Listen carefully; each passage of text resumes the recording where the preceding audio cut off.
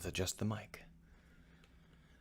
Let's make sure our mic is actually producing noise. Hey, it's producing noise. It may be too quiet. Hello? I can't tell whether it's too quiet or not. I'll try listening back to it later. Or if you're in the chat, you can tell me whether or not I sound too quiet. But first things first. Ah, there we are. Twitch is now awake. I will go tell the rest of the world. I'm streaming some indie dev, gonna build spaceship parts, and maybe optimize some garbage. Paste. Pop on over here. More message. And then over here. Right. So now we are ready to do all of our development stuff. So we've got most of the things I wanted to do. They're starting to get done. I think I've settled on this idea of these flat plates for the casings. I think they'll look decent. I think that the way that I took a little divot out of the back is good. I might change exactly how it looks, but the idea seems sound. I like the idea of the debris, but the problem with this debris is that it is aligned diagonally, as you can see. Now the reason for that is because it's aligned flat according to the surface of the object, but the object is tilted, so the debris ends up tilted. And I think that that's not something I want. However, there are some options. One option is that we can have that debris have some kind of special tilt parameter, but another option is these panels that we've been making, these grids, they should actually be their own thing. And the reason for that is pretty simple. When I build debris, like this guy over here, these panels that I've got sticking out, having them be randomized would be pretty nice, and it wouldn't be very expensive. So I think that's what we're going to do today, just to get us warmed up. We're going to build some panels. Now, I actually already did this, and I botched it so badly that I had to delete it. But that's fine. You botch something, and then you know it's going to work after that. So this is the thing we were just looking at, and you can see it's got all of these panels coming down off of it. And we're going to go ahead and remove all of them and replace them with a new modular panel that we can just repeat endlessly. Since we can repeat it endlessly, what that means is that we will be able to have these panels use a GPU instancing system, so we can draw, you know, maybe 1,000 of them in one pass, and it'll be super, super cheap. And that'll be nice. We'll be able to do a lot with that. So what we want to do here is we're going to go and bring this into a 1x1 grid like this. But what we actually need to do is carve this into a properly sized object. We're going to do that using grab. So if we grab -0.9, you can see it's now 0.1 thick.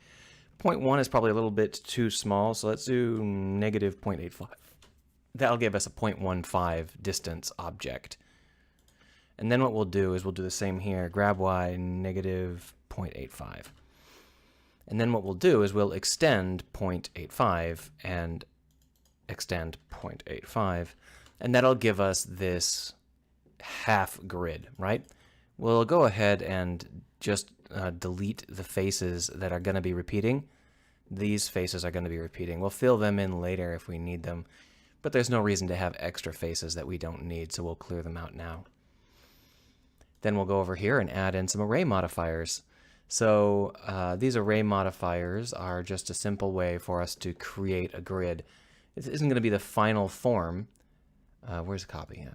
This isn't going to be the final form, but it's good to have something to work with, something to start from. 8x8 is roughly correct because we're going to be eating out some of these areas. Maybe 10x10 is a little bit better. And then what we'll do is we'll apply them. Boom. Now in here you can see that we have a lot of faces. If I hit Control L, you can see that each of these units is still its own thing. It doesn't really matter one way or the other at the moment, so we'll leave it like that for now. But later on we'll bond them all together. Now what we're going to want to do is shape this so that it's a little bit more interesting to look at. And to do that, we're basically going to just delete swaths of faces using the box select like this. So I can just delete these guys. Boom, they're gone. And if I wanted to just delete all of them, I'd get a nice clean look. But the point is that this is supposed to be a damaged look. So we're going to try and create a rough appearance out of this. So we're just going to do some damage to the edge of this shape and try and get it to feel cool, you know, fun, interesting. And I think that we're going to do that by just having a slightly ragged edge. Delete all of those guys. And that one is slightly ragged down here. I think we'll want to nip the edge off here entirely. Wrong button. Okay, so faces and then these guys here. Faces. And let's just carve ourselves a different random shape out of this side, which we'll do by chopping here. And then bringing it down like this. And then deleting this guy and this guy.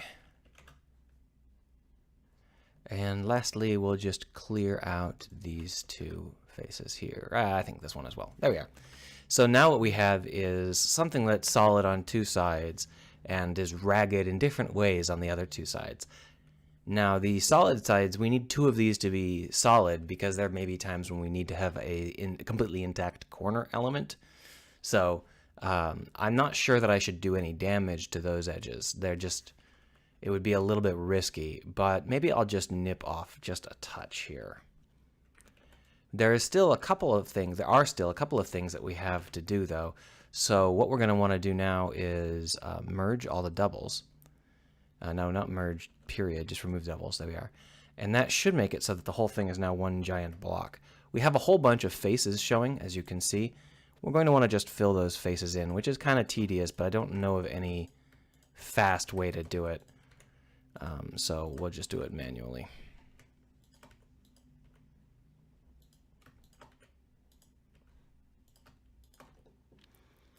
If you know of a fast way to fill in gaps like this, like a make... Is that like a make, what's it called? When you have to make a surface and it's all solid. I've forgotten the term, but I don't think there is one. There's no fill in all the holes, please option here, as far as I know. If there is, let me know about it. Well, I mean, I could just hit space and see whether or not there is a fill in holes. Fill holes. Okay, so there is in fact something called fill holes. Let's go ahead and try it out. Fill holes. That worked for the non-corner elements, so that was better than nothing. Let's go ahead and fill in the corner elements now. So the fill holes button, clearly what that does is it selects every edge and just presses this F button, because if you have one edge selected and the other three edges are all ready, they're right next door and there's no complexity, hitting F will fill that face in regardless of which edge you have selected. But it doesn't work here because it doesn't really understand what's going on. So that's why I think the grid fill didn't work on these corners. But you know, the corners are a small portion of the faces that we need to fill. So we did get ahead of the game by using that fill hole operators that I've never used before. Exciting stuff. I bet you didn't know that Blender could fill holes.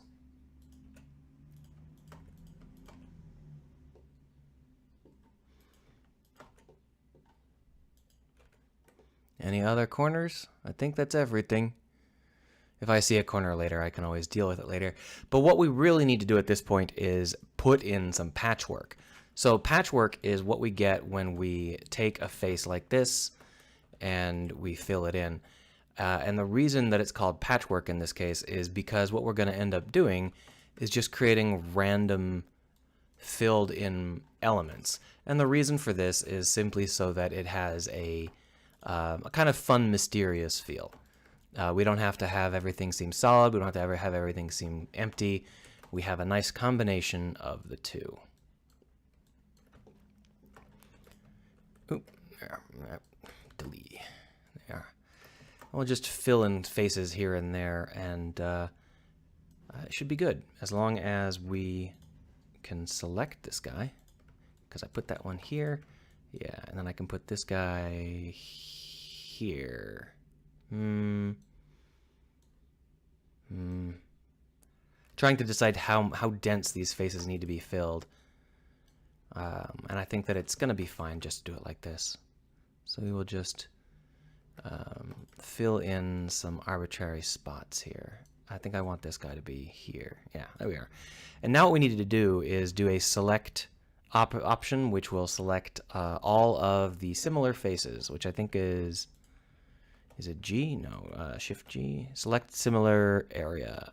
Boom. And then what we'll do is we'll duplicate them all and drag them down just a touch and flip them. There we go. Now we have it from both sides. See? This is a very straightforward method of doing things. There are lots of things we could do to make this better. For example, we could add in a bevel modifier. Boom. And that'll give it a better effect. It does make it a little bit heavier in terms of the number of polygons and verts, but to be honest, that's fine. These things are not so heavy that they matter, and we can display 1,000 of them in one call, regardless of how heavy they are. The newest version of Unity doesn't even have the old 65,000 vertex limit anymore, so in theory I could make this, 500,000 verts. That would be silly, so I won't, but I could. So let's go ahead and add in hole, and then just go set up a little bit of a texture just to get something started. Oh, and name it something, because it shouldn't be named Q. We'll name it Debris Grid.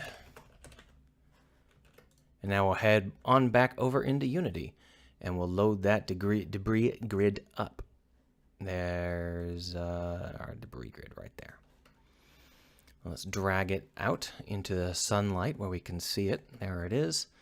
Here is our debris grid, and it is a 1x1 set of grids arranged in a roughly 9x9 format. And so when we drag that back in and drag it up, you can see that it's not quite the same size. That's a little bit too far back, isn't it? It's not quite the same size as the grids that we were using. And the reason for that is quite simple. There's some scaling differences in this and that. So this is a little bit smaller. Actually, it looks like they might be lined up perfectly. But we do have one issue here, and that is that this grid, it might poke through the top if we're not careful. So it looks like I've managed to rotate it stupidly, but if I rotate it correctly and still move it up, you can see how it pokes through the top. So what we're going to need to do if we want to have this grid work is we're actually going to have one of these edges slope so that we don't have this issue. And I think that the obvious option is this edge here. Although when I say I think the obvious option is,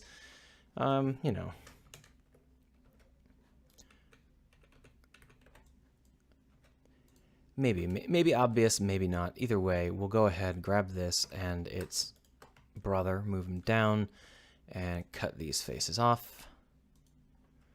And then we'll also cut these faces off. And that'll give us a slant. It's not a perfect slant, but it doesn't have to be. It just has to make it so that it's not going to be damaged, And we'll go ahead and use that fill holes operator again.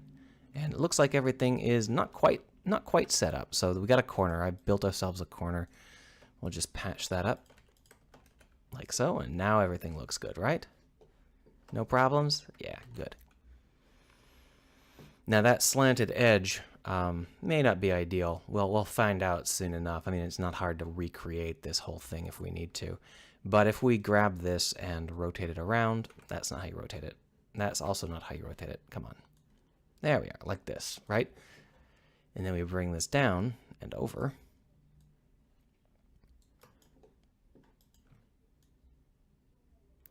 Now what we've got is the intact edge is hidden inside. And I mean, I can flip it and stuff like that, and I can do whatever I need to do to make it look like I want it to look. But the point is that that is a vertical grid. It's not a horizontal. It's not aligned with the rest of the panel, so it's not got that off-kilter look. If I delete the grids that are inside the panel currently, you'll definitely see exactly what I mean. So let's go ahead and grab these guys and just delete them all.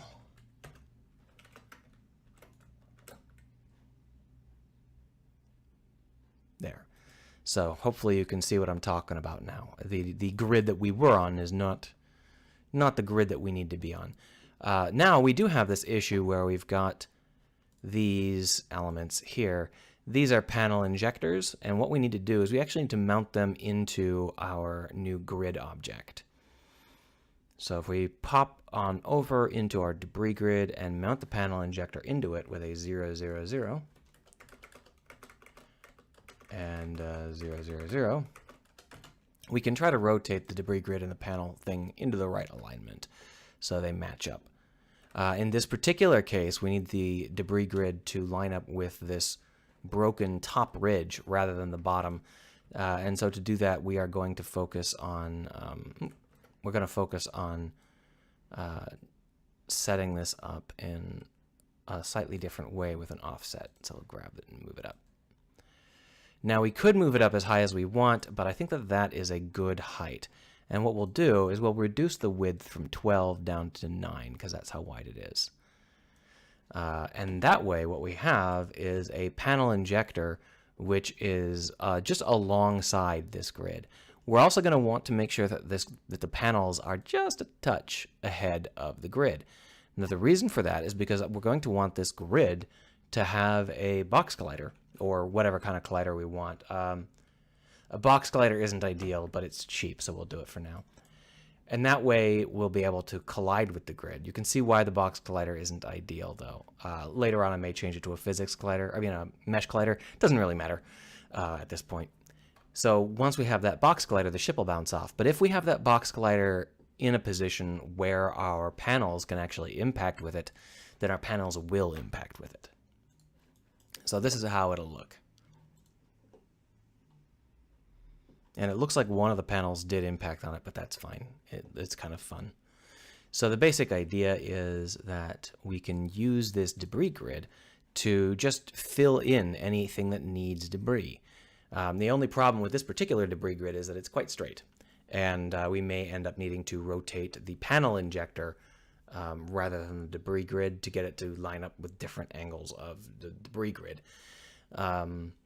One of the ways we can fix that is we can give the debris grid a different anchor point around its center rather than its edge, and then we can rotate the debris grid as a child of the panel injector and reverse their relationship. Let's go ahead and do that. So if we wanted to have this lined up well, we would just want to make it so that it's the same distance from the edge. But you can see that the problem here is that it's not an even number of units. It's kind of 0.5 in both of these. So we'll just grab it and 0.5 it. And there we are. It's centered. Now we can hit apply, location, save. And now this should get a little bit confused. There we go. We'll drop the debris grid inside of the panel injector rather than vice versa, although we have to do some gymnastics to do that. So we'll call this a debris grid injector. And the debris grid we'll set up to be in the middle of our projection space. We'll also need to reset the box collider. Here. So if we do it like this,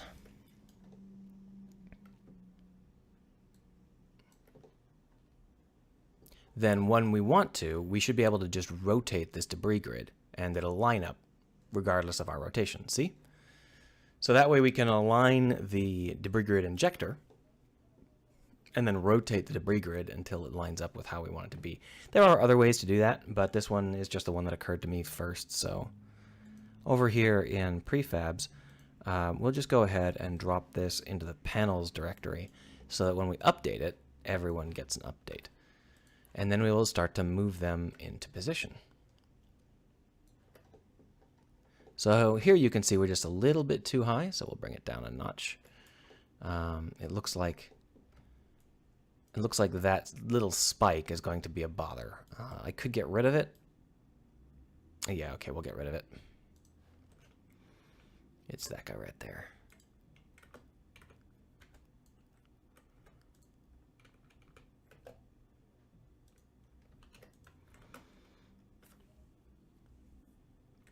There we are. All right, so there we have a debris grid that's facing this direction. And we can duplicate that if we need to have as many different debris grids as we would like. And so I'll just grab this, move it over, and just bring it down. You can see that the size of these debris grids is just a little bit too big for the size of the panels that we're using. But that's actually a problem with the panels rather than the debris grid. The panels should be just a little bit wider rather than the debris grid being any shorter.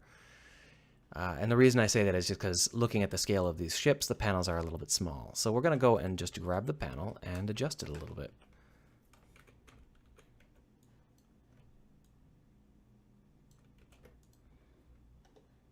Oh, I screwed that up.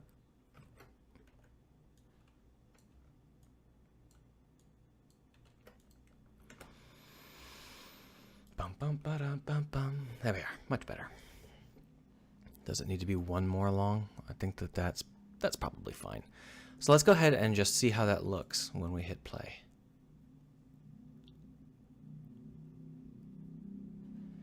All right, so these two don't appear to have done anything. That's interesting.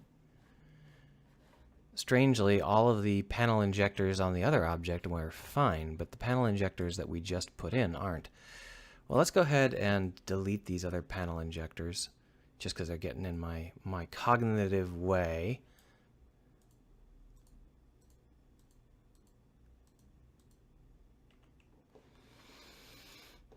And let's see why they're not properly getting started. It might be because I moved the object into the path. Yeah, okay, that's the problem. So as I said, the debris grid is actually, it has to be behind the injector, because otherwise the injector will collide with it. So we'll just go ahead and do just that, and then we'll hit play, and it should work.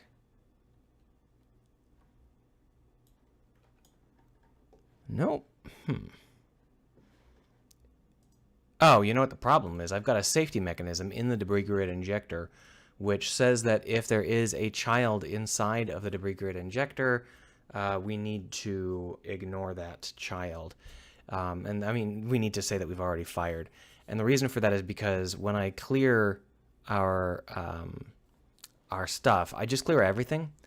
So maybe putting it inside is still going to be obnoxious. I'm trying to figure out a good way to do this. Because we're going to want to rotate these panels. And it's going to be really obnoxious if, when I rotate the panels, I also have to spend a lot of time putting the injector back into the correct position. So, maybe I'll just add an exception. Protected transform exempt child. And then here, we'll put in is less than or equal to 1.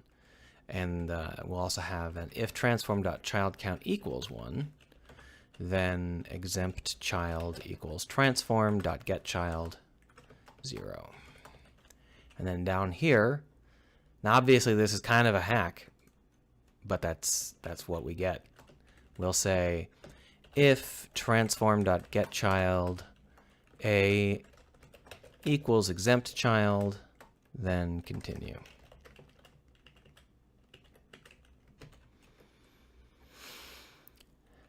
And that should allow us to do what we need to do. And that's kind of hacky, because it means that it can take exactly one thing inside of it before it starts to just assume that everything is wrong. But you can see that that worked fine. So what we've got now is the debris working fine and the panels, which are also working fine. And they're aligned correctly this time, rather than before when they were aligned a little bit wrong.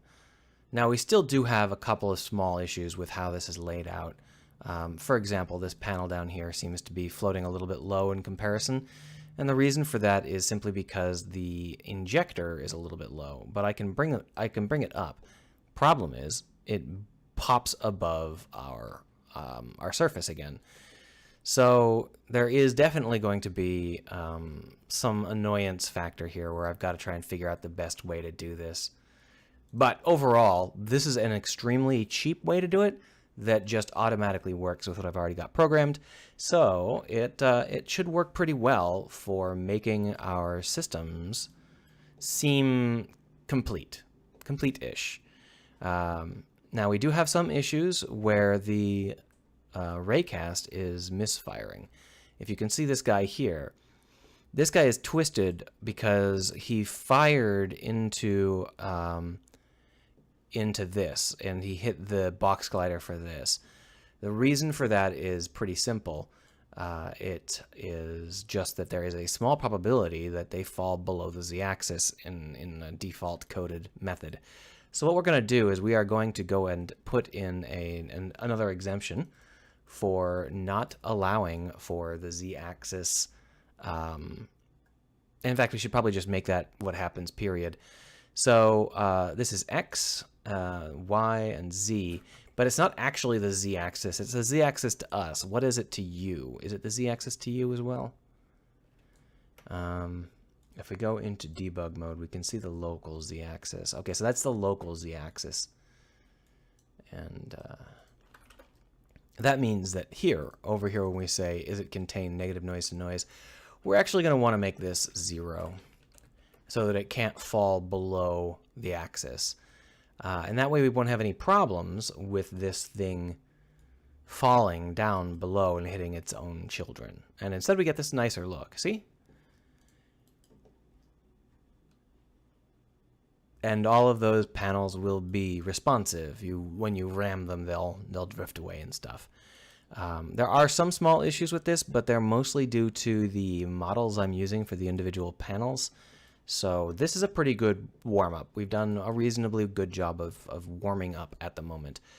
But we do want to have this ship not suck, and that is something that is currently not possible. The ship sucks pretty bad at the moment. There are some things we're going to need to do in order to make this ship a little bit less awful. One of the things we're going to need to do is to recreate these engines. Now, there are several pieces of these engines that need to be recreated.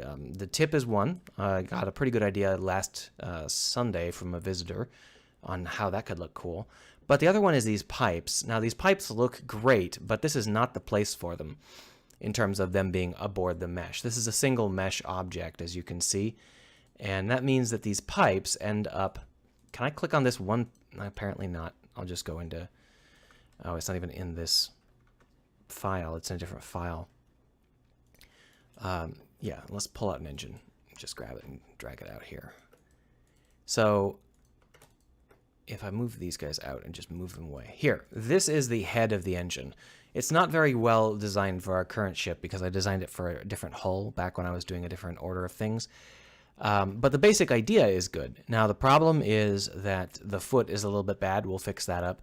But also these pipes, they look great, but they don't fit into the mesh. Having them be part of this mesh means that we have to use full density mesh collider instead of a convex mesh collider. And the reason for that is because otherwise we would have vast amounts of empty space causing collisions. So what we really want to do is have these wires be their own thing. And then we'll use like a rope solver or something to have them wind their way as necessary. And that's also great because we can just leave them out of any engine that's still fully enclosed. We only have to show them when the player can get to them and can see them. But it was good to have modeled them because it gives me a good idea for the sorts of things I would like to see in an engine. Now, as for the size of these engines, I think they're a little bit small. They are, I believe, 8x8. Yeah, it looks like they're 8x8. And so what we're going to want to do is change our next engine up so that it's maybe 12x12. So let's go ahead and do exactly that. First things first, let's just hide this stuff, simply because it's kind of in the way. And now what we'll do is we'll begin our engine creation, which is going to be the same basic shape of engine as in that system, but, you know, a little bit different. So X90, and this is 2 meters wide, so if we scale it by 5, we'll get 10. If we scale it by 6, we'll get 12. So now this is a 12 meter wide tube. And we'll just go ahead and extrude that. There we are. One of those directions is correct. Into something that is roughly the right size for our entire engine case. Obviously, modeling things at this size in Blender is a little bit unwieldy just because Blender is intended to model within an 8x8x8 cube just by default. I could change it, but it's okay. I'm not too concerned. We're going to go ahead and call this engine. Now we're going to be breaking the engine up into 3 pieces so that when we rip the engine apart, we'll get different results. And that's going to be important for us when it comes to creating, what do you call it? Damage. When we damage these engines and rip them apart, we're going to be able to damage each segment of the engine individually. And that's kind of the point. Now the problem is that I kind of screwed up with our large ship testing, but there is the size of our new engine. So let's grab it and drop it into our engine. There it is. Plop. And then we can delete this original. Here it is, and you can see that it's scaled way down. That's because we're scaling everything up. If we scale it up to 111, this is the size that we get. And if we move that into position, just to see how big it is in comparison to the current engine, you can see that it's considerably larger, and that's the point. I think that the engines we had were a little bit too small. Now, I'm not sure if the length is good, though. This might be a little bit too long, but the point is that the width is good, so we can work with that. In the end, we're going to want to cut this into several different pieces, so we might as well get started with that now, and we'll just keep this perfect circular cut as the default connector. So we would have something like this, right? And those would be our 3 pieces. What we're going to want to do is just move some of these guys away, and we'll start with this engine tip.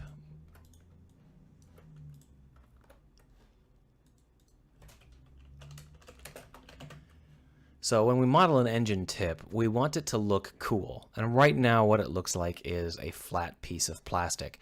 Now, to be honest, this is how NASA hall drives actually look. So I was going to be like, okay, fine, whatever. But I did find some really cool alternative art thanks to some helpful folks on the channel last time. And I'm not 100% sure. By the way, if anybody said anything, I haven't seen anything. I don't think anybody's talking, but just in case you are talking, I haven't seen it. But anyhow, I don't have that piece of art up at the moment, but I kind of want to do it from memory rather than from the actual art, because I'm not referring to the art, I'm referring to the impression it gave me. And because of that, what we're going to do is we are actually going to start with a cube like this. And then we're going to just model this cube into the shape that I remember seeing. And that shape is a mirrored shape. So it's like this. We'll put on a mirror, and I think it's the y-axis, z-axis. And basically, it's a really heavy magnet. And that really heavy magnet is going to be something which drives all of our particles into a stream. And we're going to have a bunch of them all circling around. So to have that happen, we're going to do Alt-D, I believe, is the one which retains its link. So if we were to change this, yeah. So because of that, we can set up the mirroring without having to worry too much about getting it perfect on the first try, because we can just modify it as much as we need to using the connection that Alt-D provides.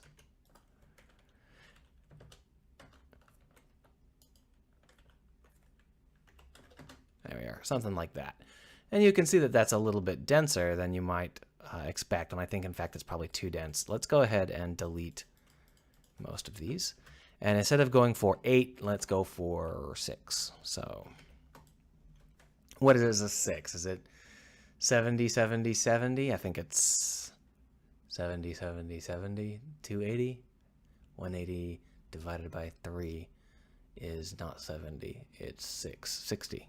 Of course it's 60, idiot. That was a Shift D, that's no good.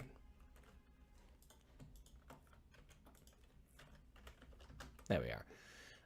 That's a little bit less dense, and it gives us a little bit more space to play around with a heavier shape. But now that I'm looking at it, that's a little too not dense. Kind of arguing with myself about how dense it should be, but it's important to get this part right first rather than later,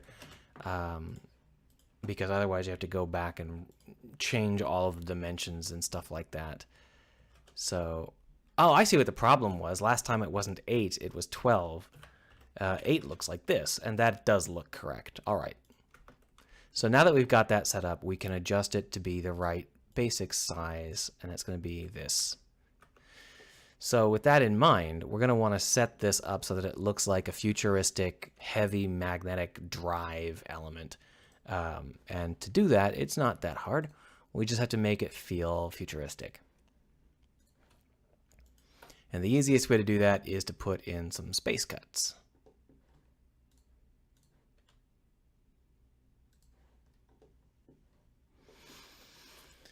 So when you have something like this, what we'll have is a kind of a horn, or what do you want to call it, a bed, an object at the front that is pushing. It's just a heavy magnet. And then the rest of this is a driver that creates that electromagnetic charge that the end actually uses.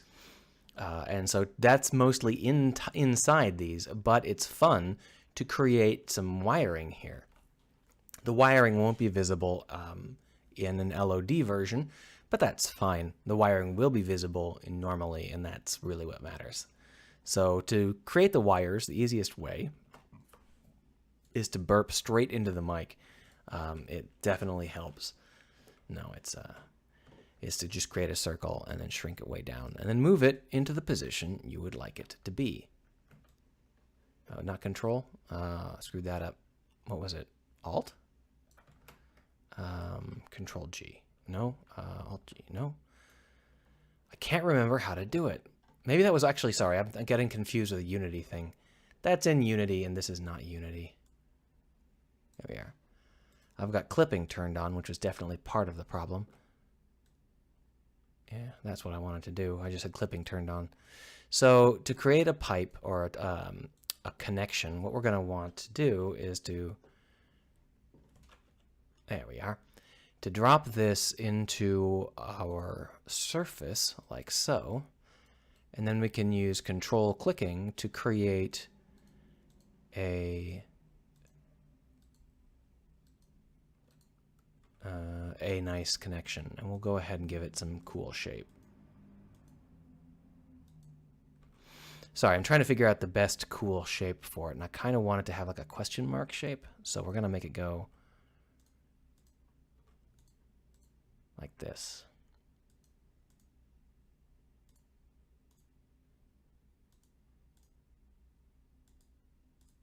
Perfect. Obviously, the entire thing is inside out. It's not a big deal. Flip them. So now with that, we have a wire. I mean, it's just a generic shape, right? And we can polish it however we want. It's very high density, but that's fine. We're working with something that can be very high density. We don't have to skimp on our faces. We'll LOD them out of existence entirely when we have any LODs aside from the heavy LODs, you know, the biggest LOD. So it doesn't matter how dense they are. But what does matter is that I want them to plug into the object, and right now they don't. So we're going to just kill off these two edge pieces. Scale 0, scale Z 0, and then what we'll do is we'll extrude out and then down. Same over here, extrude out and then down, just to give ourselves a nice plug. Now this plug here is a little bit close to the ground. It's not tall enough, so we'll just grab it and drag it upward. Perfect. And so now you can see the problem here with using mirrors is that they are overlapping a lot. So what we might do is try and figure out a good solution to not having that happen. Chances are pretty big that we should just flip them like that. And that way we do end up with a setup where they don't collide with each other anymore. We're also going to want to smooth the faces on it, but also turn on our auto smooth. But the auto smooth needs to be a little bit better than that. There we are. Is 45 good enough? Not quite. I guess it should be like 50 then. The only problem with 50 is it makes certain other things a little bit annoying. Still, that's fine. And we can just create some duplicates. So we'll just duplicate that and drag it around. That's not dragged the correct way. Drag it around. Duplicate that and drag it around. And if we take a look, you can see that that is all more or less correct. We will grab all of these and drag them so that they feel like they are properly centered. Something like that. And then when we exit, you can see that we have a bunch of objects. But this back end still does not feel like it is providing a huge amount of juice or anything like that. It's pretty reserved. So we're going to want to do some visual stuff to try and make this seem a little bit more interesting. And one of the things we're going to do is we're going to have it so that it can vent and a couple of other things like that. So we'll grab this face here and rip it off. You don't want to rip it off? Rip. Rip. Rip. Rip. Rip. Okay, I don't know why you couldn't rip them when I was telling you to rip them all at once, but whatever. So now we've ripped this, and we can go ahead and... Oh, did I just drag that because I'm an idiot? There we are. Drag it by a solid number, and then remove doubles so that we re-merge anything that we screwed up. And this is going to be a panel that we end up creating some ventilation pieces in. Now you might be thinking, space ventilation? Well, I mean, you'd probably just vent out goo or, you know, plasma. You wouldn't really be exchanging air with an atmosphere or anything. But more than that, it should look good. So that is the critical element here. We want it to look decent. And you can see that I've chosen exactly the wrong number of faces. So we'll go ahead and try that again.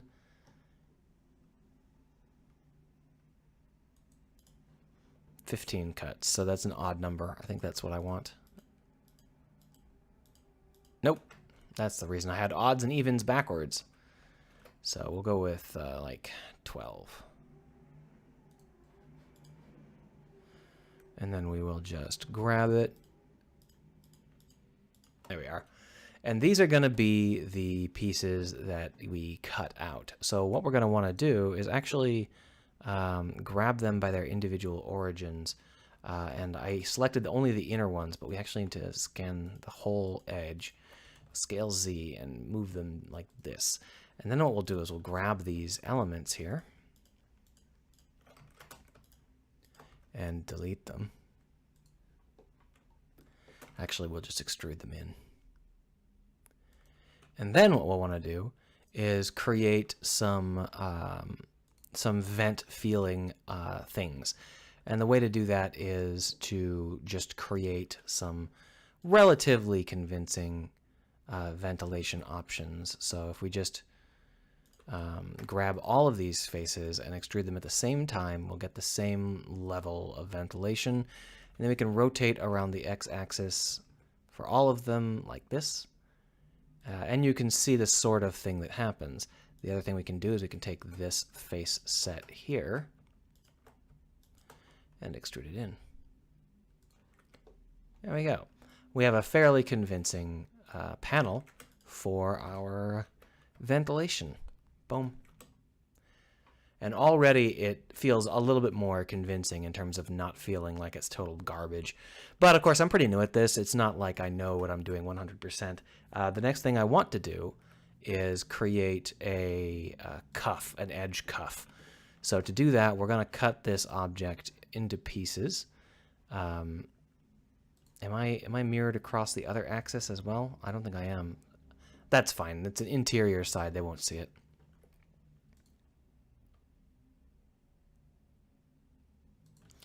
So if I do something like this, I don't know why I did that. Undo all that crap. If I duplicate this, there we are. That's all I needed to really do. I can de-do the clipping, undo the clipping, and drag it out just so that it is visible to me. And then I can grab the pieces I need to grab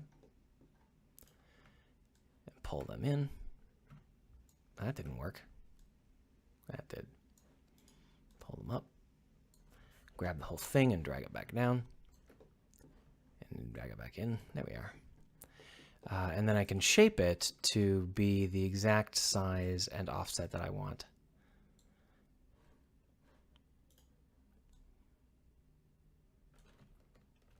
So if we do it like this, then I can take these elements here, extrude this one down, extrude this one out, take the whole thing and extrude it and move it in. And delete those faces, we don't need them. And grab this guy. Okay, so I screwed that up. So we do want to extrude everything, but it's going to have to be a little bit more carefully done than that. So we're going to want to extrude these faces and bring them in.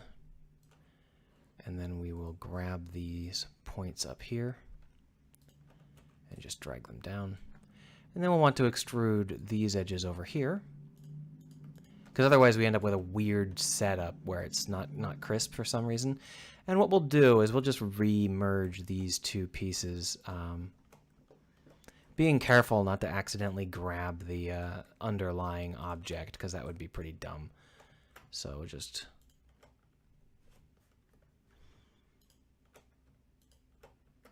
move it back so that we don't have that risk. And then we will merge these at the last and repeat the process back here with this guy and this guy. Merge at last. And we'll want to take this whole back end and just pull it out a little bit.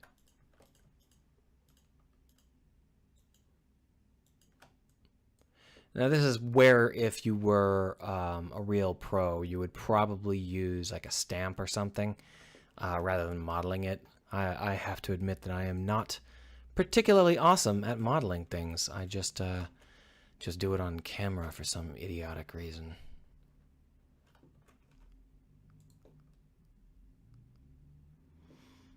Well, if I draw this back, I can merge those elements in as well.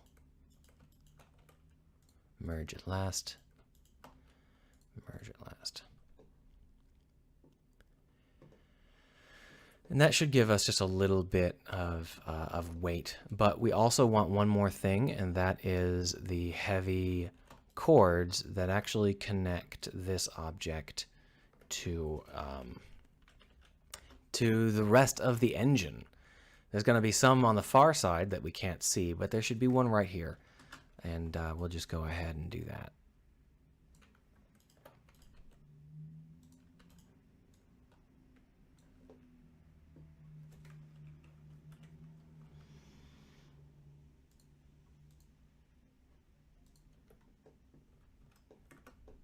Okay, so that's a little bit too high.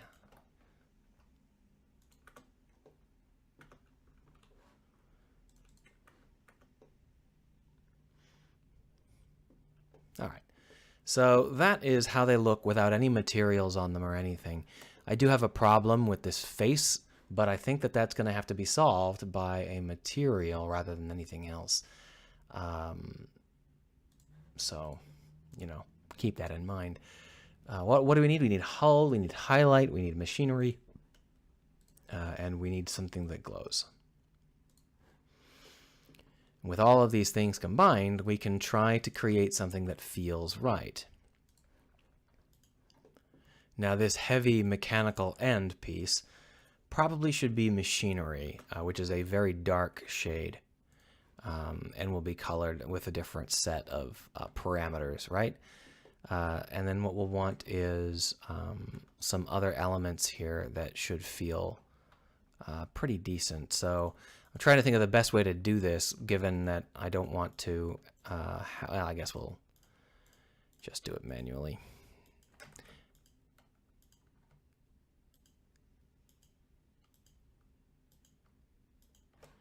we will assign these also to machinery. Not that one. That one doesn't make any sense. That way we can have some nice shadows in there, even if we're not shadow casting today.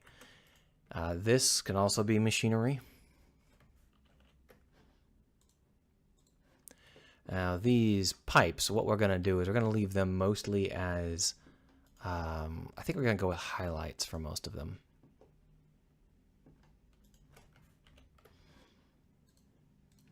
But we will want to have just a little bit of other color so that it feels good. For example, we can make this hull, and then we can just grab here, here, here, all hull. And then for the tips, we can choose machinery is probably good. Anything but highlights probably good. There we go. Yeah, that doesn't look too shabby. I think the last thing we need is a little bit of a glow. So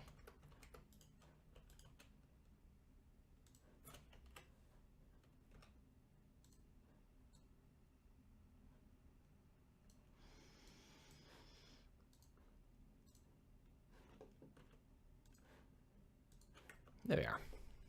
Zoom, zoom, zoom, zoom, zoom. Hopefully you can sort of hear it humming in your head. This isn't what I would go with just period, but I think it's good enough for the moment. Now that is a standalone object that is intended to be the interior of our engine. What we can do at this point is we'll go ahead and combine all of the... Oh, I can't apply it because I've got other objects. That's fine. We'll delete all of these other guys then. Apply it, and then we'll do the duplicating manually. Rotate Y 180, join up, and then duplicate, rotate Y 90, and join up, and then duplicate and rotate Y 45. And join up. And we'll go ahead and call this engine tip interior for the moment. Now for the rest of the engine, what we're going to need to do is to make that look cool. So the interior of the engine has a couple of objects. One of the things that people like to do when they're creating their engines is they like to put in some vector thrust vents, and those are not ideal for proton or any sort of particle emissions. It doesn't really work with that. So I can add that, but it would just be adding something to look cool rather than adding something to actually do anything. Because the proton stream is going to have to be vectored manually. It's going to have to be like the magnets are going to have to be moved. Because if you proton fire into a plank of metal, or whatever, the xenon, if you fire xenon into a plank of metal, you're just going to wear away the metal, and it's not going to deflect. It's just going to embed. So obviously that's not going to happen. But what we can do is we can have a heavy mount around this, which can be rotated and massaged by the vector. And that's all theoretical. You're never going to actually see that in the game, but it should do well enough for our needs at the moment. So if we do it something like this, with no Y scaling, like so, we can make this mount something which can be adjusted via heavy gimbal arms. And those heavy gimbal arms are going to have a fun visual that we can use. So that'll be cool, right? It also means that this whole element can come out either as one big heavy unit or as individual objects, and that's cool. Having that set of options is great. We'll bevel here, and then what we'll do is we'll try and make it feel a little bit more interesting by putting out, we'll put out between them. We'll just push out some elements here to make it look like when the pipes plug in, it's actually doing some work.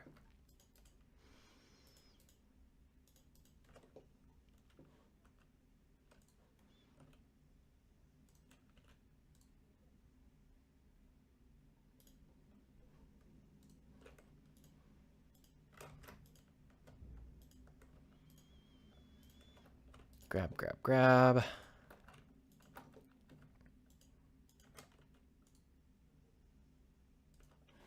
There we are.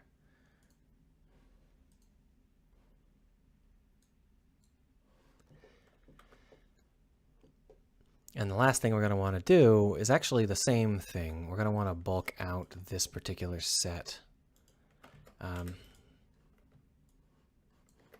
Get rid of that for a moment.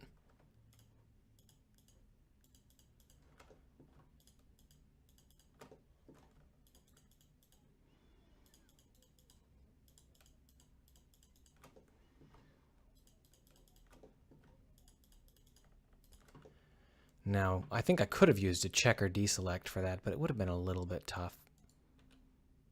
Perfect.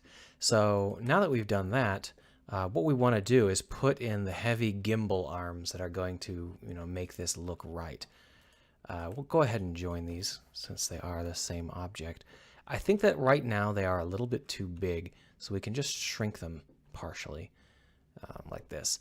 And we'll put the gimbal arms in, and then we'll change them around so that they're the right size. So I don't know if you've ever seen gimbal arms, but the basic idea of gimbal arms is that they control two different axes.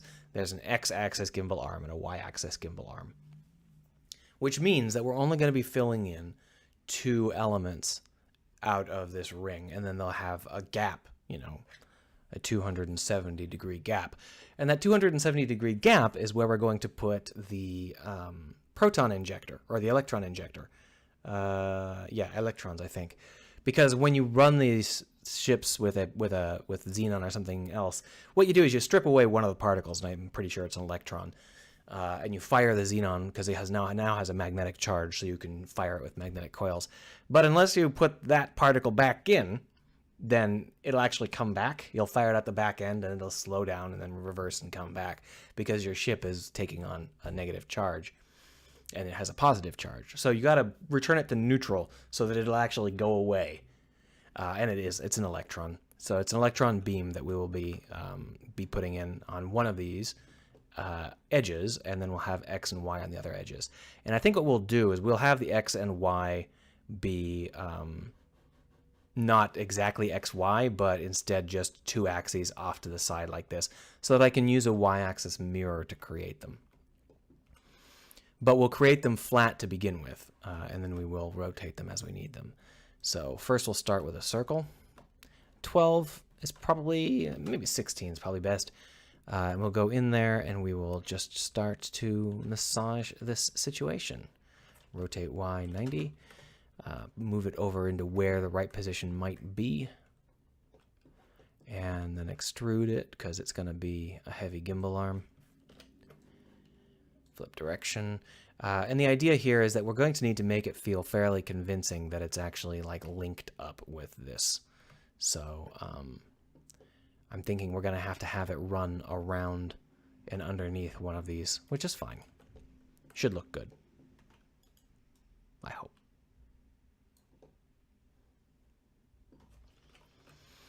I'll stop that. I hit a Windows button on accident, and it started to go nuts. Not what I wanted at all.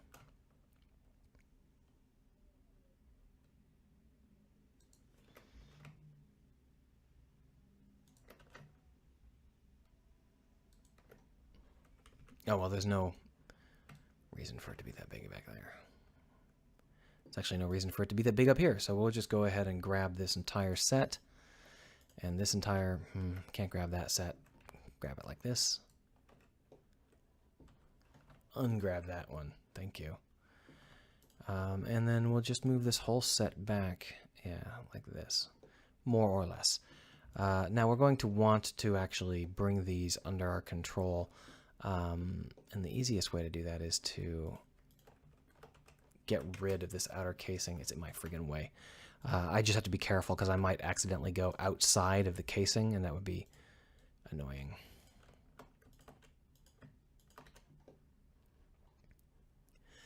So this circle can be adjusted as we need it to be. It doesn't have to be flat. It doesn't have to be a perfect circle. But, what I'll be doing is I'll be using a y-axis mirroring twice. So should be fun. Let's go ahead and delete the bottom half here and start using our first y-axis mirror. I think it's y-axis, it might be z. It's z-axis, first z-axis mirror. So we're going to want to create some stuff here. And it doesn't have to be...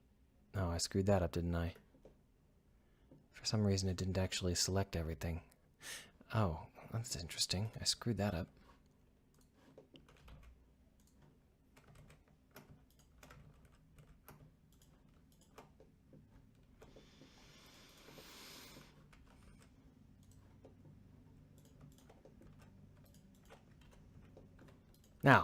Now we should be able to do it.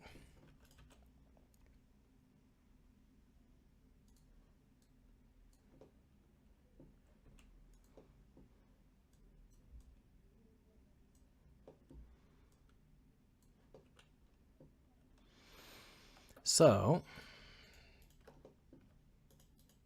we might clean this up a lot more later. I'm kind of just sketching right now. Which isn't this probably isn't the best way to do things, to sketch it, you know, in 3D. Generally, you're supposed to use concept art, but I don't really know exactly how I want it to look, and I haven't drawn any concept art, so we're just going to wing it until, you know, I get sick of it. So you can see that this side looks a little bit silly. That's going to be very temporary. We're not going to be actually seeing this side very much, so there's some limitation. You know, it's a limited situation in terms of, you know, the player's not going to care because they're not going to see it. But it's still worth at least getting it vaguely correct for the sake of having a system which, when we damage it later, we can understand how the damage should probably work. And the way we're going to do that is that these two faces here are actually our arm face. So we're going to go ahead and extend that out. And then we're going to want to delete a lot of stuff. Merge at last. Merge at last. Yeah, okay, good. Get rid of some faces. Fill. Yeah, something like that, yeah.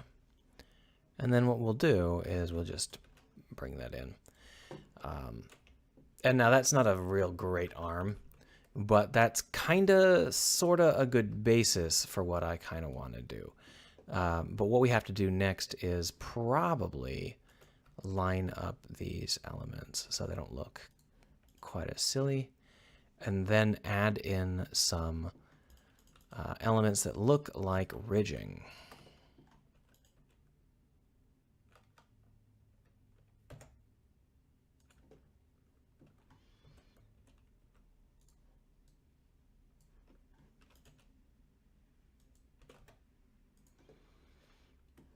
And right now what we're doing is we're trying to remember the auto smoothing is going to be at 50.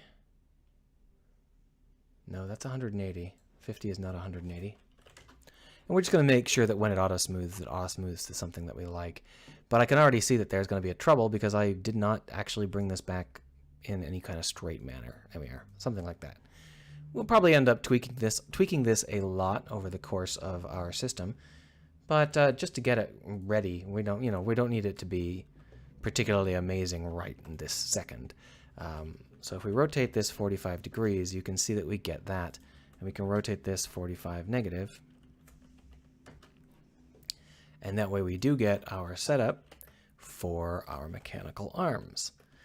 And that's fine. That's good. Then what we'll do is we'll do one more thing over here, which is the electron gun. And then we should have an interesting looking ship engine. Apparently this is far more boring than what I normally do because I don't think anybody has showed up today. That's fine. I get a lot done whether or not people show up or not. Or maybe there's something wrong with my stream and nobody's told me. Who knows? So an electron gun can look like a lot of different things because basically it's just a low-speed electron accelerator, just a magnet. I think that for our sake, we're going to use something round. And the reason for that is pretty simple. Everything else is square. So having something that's round in the mix should be kind of cool. Now, we're going to build it straight just for starters, but the truth is it's going to have about a 30-degree offset, like just pointing this way. So we'll have some fun with that when we get to it. So we'll go ahead and just use a classic hall drive format, merge at center. And then this can be a special visual. Out here, we'll just bevel. And then in order to have this gun feel like it has some technical power, we're going to want to avoid having things that are just, endlessly circular, inside of, circles inside of circles inside of circles. Feels boring pretty quick. So we're going to want to be a little bit careful with that. So we've gone ahead and offset that circle specifically so that we can do some more heavy mount elements that will feel a little bit more, a little bit less like they are just endless circles. Hopefully that will allow us to have some decent, heavy mechanical feeling to this particular object.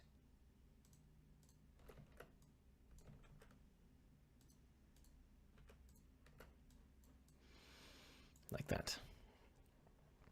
And there is our electron gun. Nice and simple.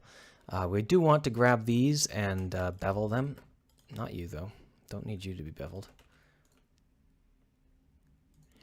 And we'll want to bevel these, including this guy. There we go. And the last thing we're going to want to do is rotate it like 30 degrees maybe? Yeah, 30 degrees. That seems right. Now, as you can see, when we rotated it 30 degrees, the ends stopped matching. So we're going to just grab these and unrotate them.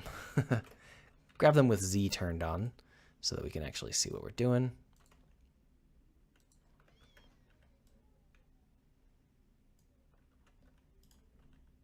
No, that didn't work. Come on, grab them all. Grab everything. Perfect. Maybe. We will see. We'll go ahead and join them back in. So now we'll just return this sheet, and you can see that there is just a tiny, tiny bit of overage on this electron gun side, which is fine. It's not fine, but I mean, it's fixable. It's fine in that of all of the problems we could have, that is a small one.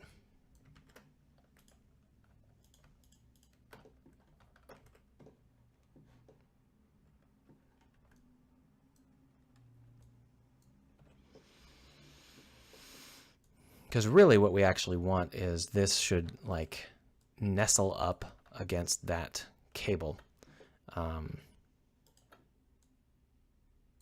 Sort of like it's containing the cable. Because that's basically what it's doing. It's the heavy mount and the cables inside of it. Anyway, smooth everything.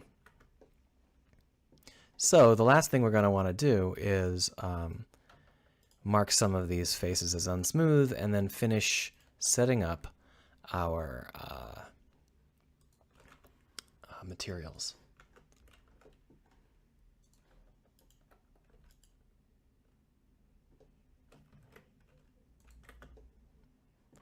So this is going to have our functional electronics, because we should turn material rendering on. Boom. And this face needs to be sharp. There we are. So we're going to go ahead and make this whole area just by default. We'll want to make it, so let's hide this and then grab everything else, and we'll just make it machinery by default, and then we'll unhide. And then we can spruce it up so that it feels a little bit less awful. Make this into highlight, but you can see that what I've got is a missing light source. I've accidentally deleted one of my suns, and I can't really tell what's going on. Still, what we can do is just have this feel better, and one of the ways we can make it feel better is to make this mechanical system feel like it exists as a connected object rather than as just a blob.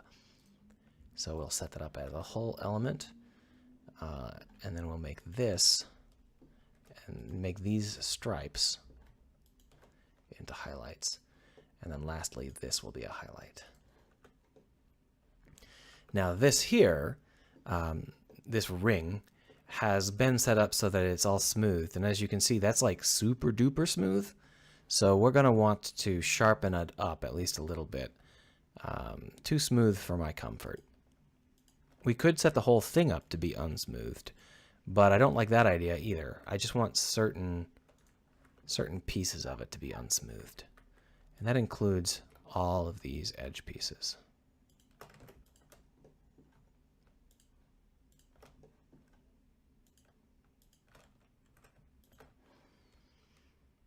And this guy here. Perfect. That feels better. Yeah, all told, I think I'm happy with the basic shape of this. The materials still need a little bit of work, but we can just spruce that up. And plus, this is all temporary material crap. That's just the way it is. We'll go ahead and leave those as hull, but we're going to want to put a little bit of a highlight in them.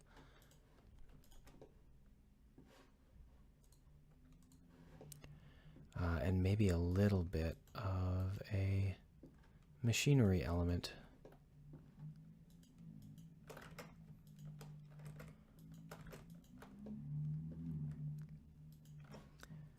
Boom. So now you can see that we have a very complicated internal workings for this engine.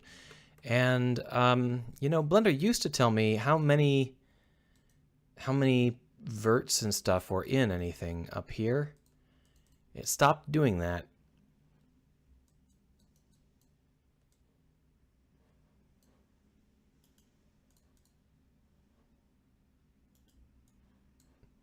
Well, that's made it barf. What the hell did I just do? Huh.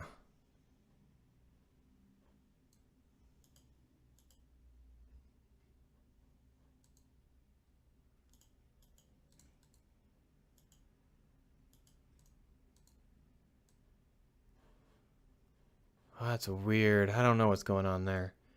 Either way, it's not telling me how many verts it's got, and that's terrible because I kind of need to know.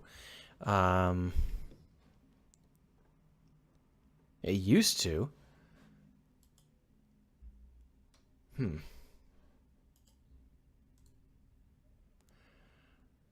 Okay, so it looks like what I've got here is I've got a spare window, which I don't know why it's here and why I can't get rid of it. But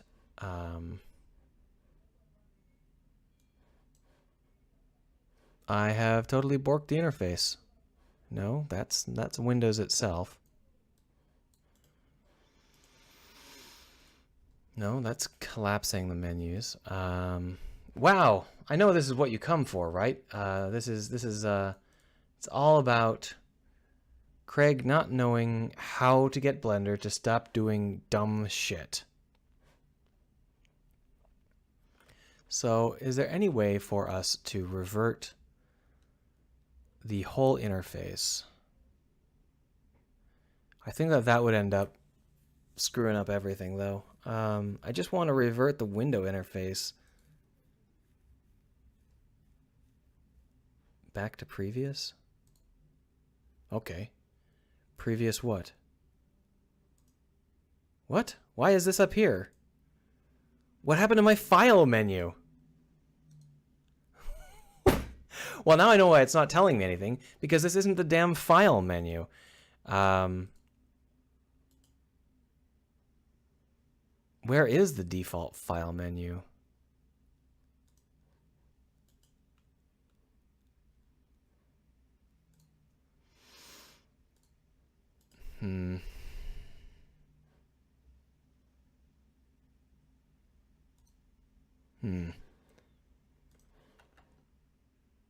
This is really weird, guys. I've lost the file menu and I don't know how to get it back.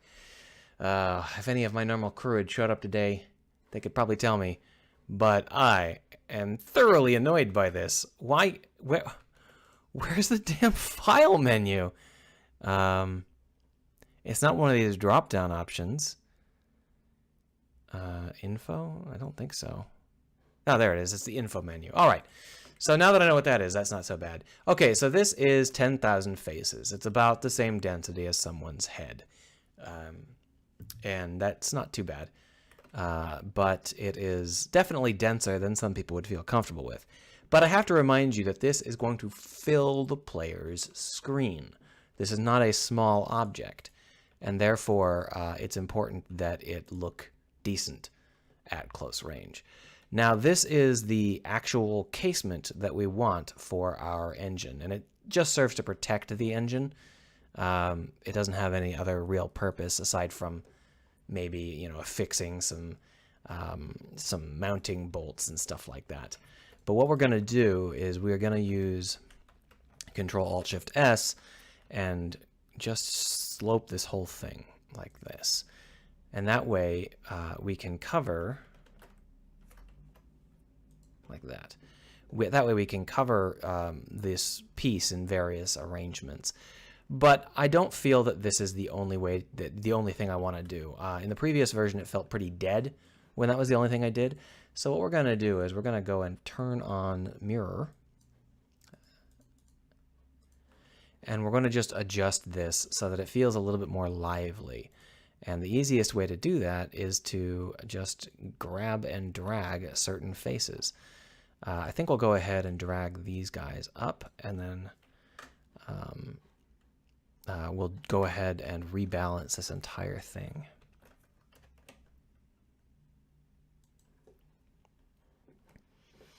And then we'll just drag this guy up a touch so that it feels like that one element is important, like that. Now if over here we go in, we put in a skin. Nope, sorry, wrong one. That is actually relatively interesting. I'm tempted to put that on the outside, but what I meant to do was put in a solidify. There we are. And the solidify modifier, we want to make it nice and thick. There's no reason to keep it thin. 0.2 is probably good. 0.3 might be even better. Yeah. And obviously we'll want to smooth everything and then put in an auto smooth adjustment. So when we think about how we want this to look and how we want this to feel, there is always going to be an issue of this is the tip of an engine. How do you want the tip of your engine to actually look and feel? Are you going to have it be something which is just very, very plain, or are you going to make it ornate, or what? Well, we've got something ornate on the inside, so I think we can have the outside be relatively straightforward. So what I'm going to do is I'm going to try to create just some elements that feel decent but aren't too aggressive. Sorry, just trying to figure out the best way to do this. Yeah, something like that. The problem is that this edge here is where the two meshes will connect up, the tip and the main body. So what we're going to want to do is hide that little bit of gap like this. And that's not too bad. Just put in a little bit of a whoosh, and it'll feel fine. On the other side, this is the interior face, and there really shouldn't be very much in here, but a mounting bracket would probably be a good idea. So we're going to go ahead and put in just some sort of mounting element.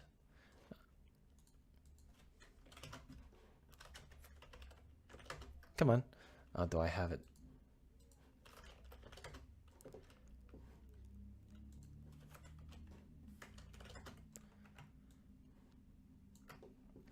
Now, right now, this mounting bracket is directly on the center line, but that's not really what I want. So we're going to move it up and try and adjust it into a different angle. We'll adjust the angle after we finish actually creating the element, though.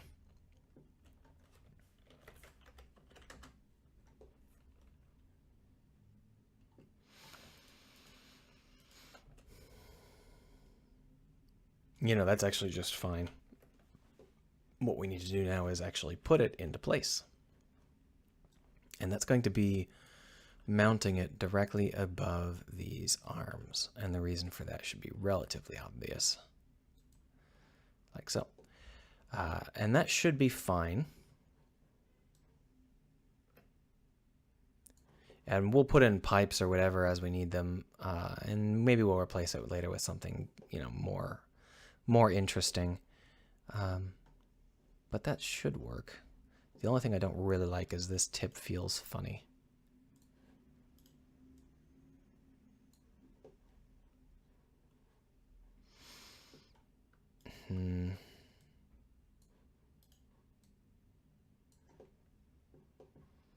Maybe it would feel better if it was milder. Yeah, I guess it does. All right, so the last thing we need to do is set this up with some basic materials. We got hull, and we've got interior machinery. And what we'll do is we'll make this into our machinery. And then we will make this entire thing, apply the mirror and the solidify. And then we will make the interior into our machine. Boom. And when we look at this, you can see how it looks.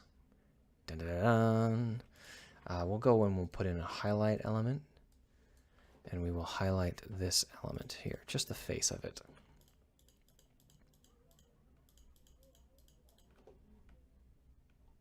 I think they've got some reversed faces in here, which we need to get rid of, obviously. Yeah, so you can see how we've got some unusual stuff going on in here. It looks like we've got some interior faces. I'm not sure what these are. I just delete them, I guess. But you can see it doesn't quite line up anymore. It looks like at some point when I was trying to create this, I ended up barfing on making this not suck. So there's a lot of errant drift. I screwed it up, and it's all my fault. And what we're going to want to do is try and clean it up and then fix it so that it doesn't suck anymore. The end goal of all of this stuff is to make it suck less, as you might have been able to guess. Oh, I see. The problem was the skin modifier. I created something without taking into account that the skin modifier would be part of the deal. So we'll go ahead and merge these at last. And then we'll just merge them with this guy. And we can just merge our hearts away here.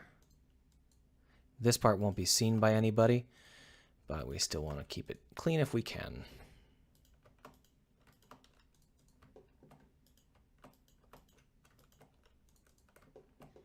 And here again.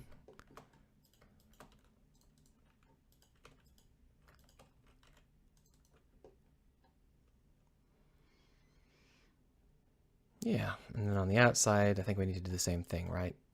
Nope, these are all clean. Okay, good. So there we have a tip. Last thing we need to do is give it some basic UV mapping.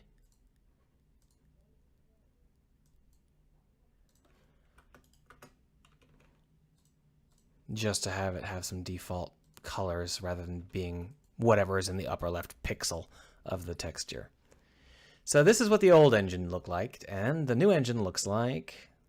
Oh, it's missing. Oh, it's named something else now? There it is. Just drag it out. So this is the... No, that's the base element. That's not what I need at all. We'll drop this in again. There it is. So grab the part that we need. It would be the engine tip and the engine tip interior. Delete these guys. And we can just move this into large ship and then put it in.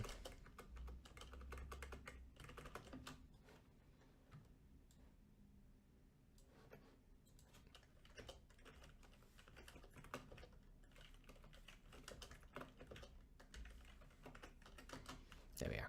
So this is the same basic end. This is the same tip as the one we were using before.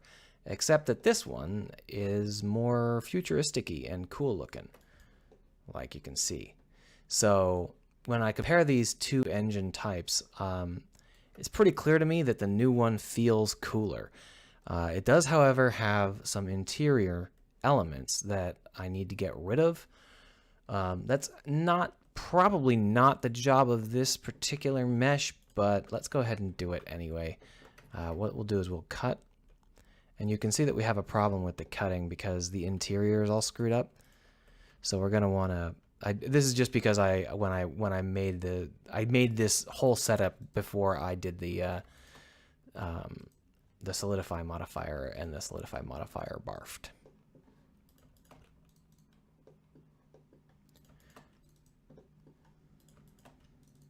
There we are. And now I can create this, but what we'll probably want to do here is scale Y0, and then we'll cut here and bring it in.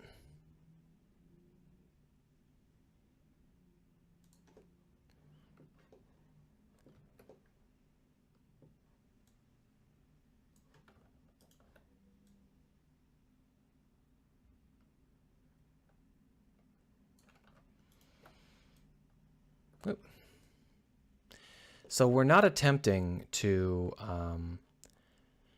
close the entire gap. We just don't want it to feel quite as empty. And that's a little bit better. And we can deal with that later. I think, however, that it's the wrong material. That's interesting.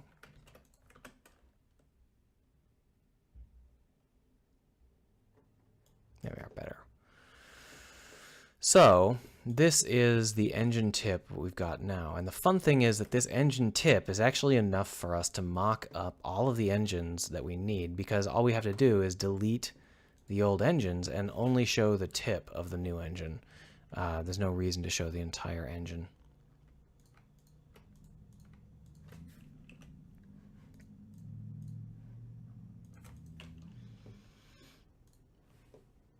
So with that in mind, let's drag these into position. We're going to need to add in a collider, which will be a mesh collider with a convex element to it. And you know, mesh colliders are always going to be iffy when it's parts this big, because it could easily end up that the player is going to try to go inside the engine or something like that. Well, we'll deal with that when we come to it. For now, it should be fine like this. And what we're trying to do here is set up a just a visual of something that's feasible. And I think that what we're going to try and do is come up with just an arrangement of engine cores that feels right. Like that. Now these hull plates can go, because these are not the correct ones. And this hull plate here is the one that can stay. But it can't stay here. It's in the wrong space. It's in the wrong place. Now the debris grid injectors that are part of it should go with it. So we'll drop these into our hull plate 1 here.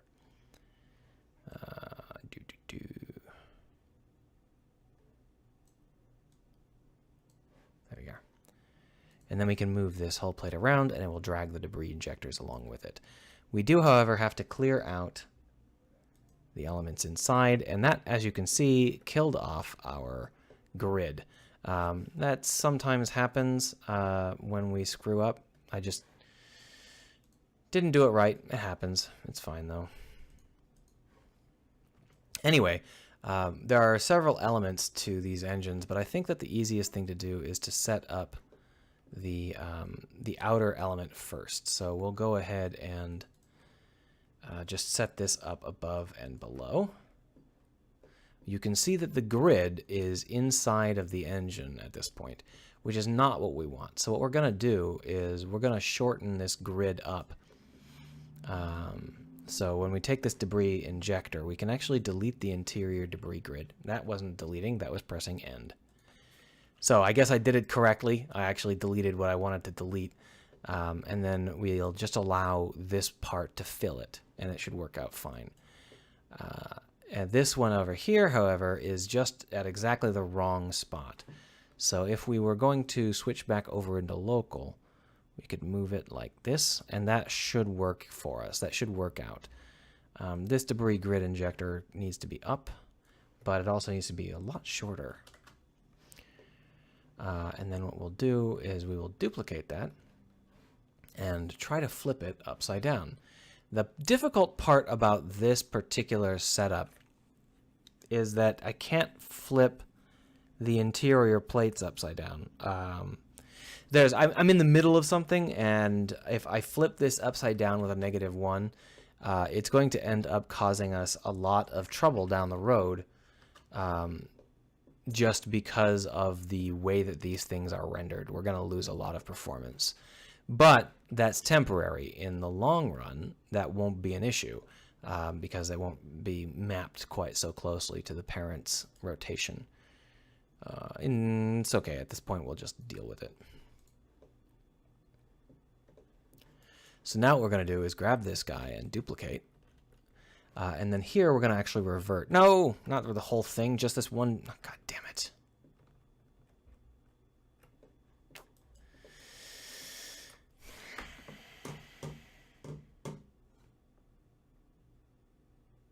Great.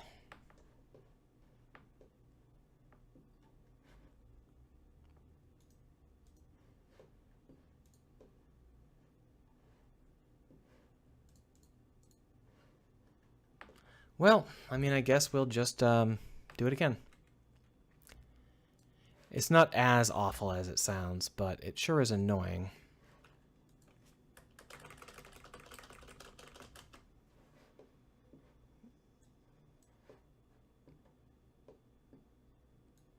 Why is this empty?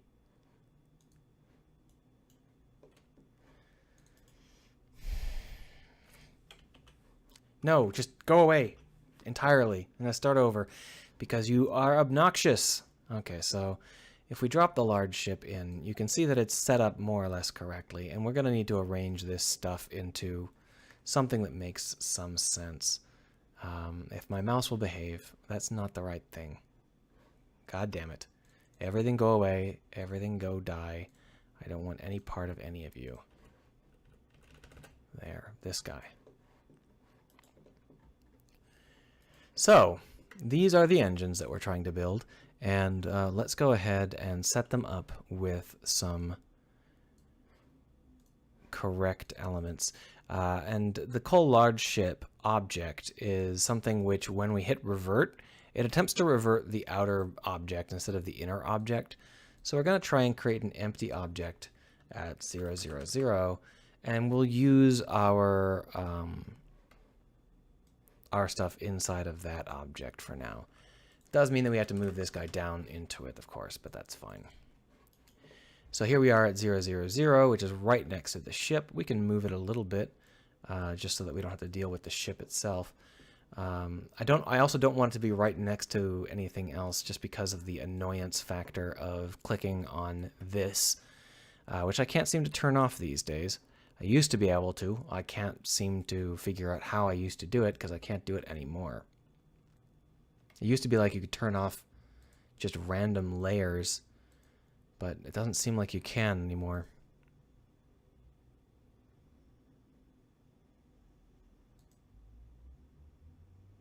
No, there's no option to turn off the UI anymore.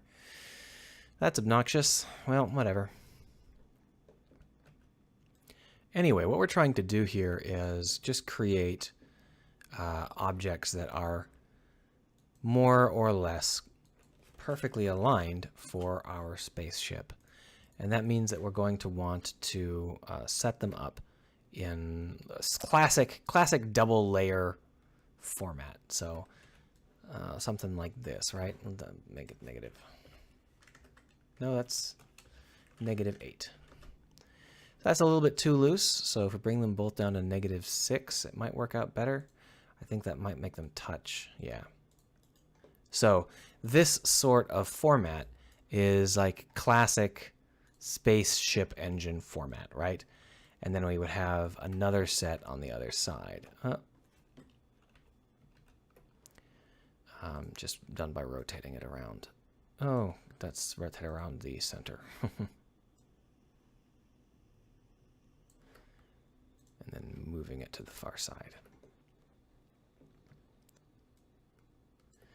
I don't know where 0, 0, 0 is at the moment, but it's fine. I'll figure it out later. So this is more or less correct. It looks like I've managed to rotate them in a dumb way, but that's fine. I'll just manually fix it up.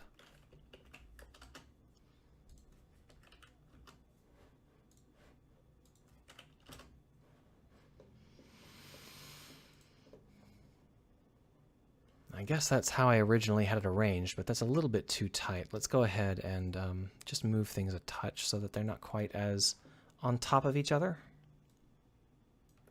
So that's negative 12, and this is positive 30, so that means these can be pulled out quite a bit. So if this is moved to 30, then these two guys can be adjusted.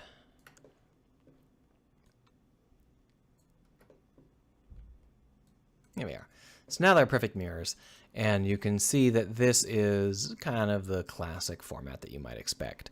Now let's grab ourselves a hull plate.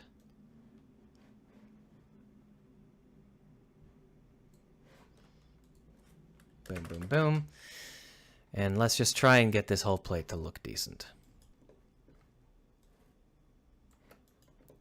And we'll add in the grids later.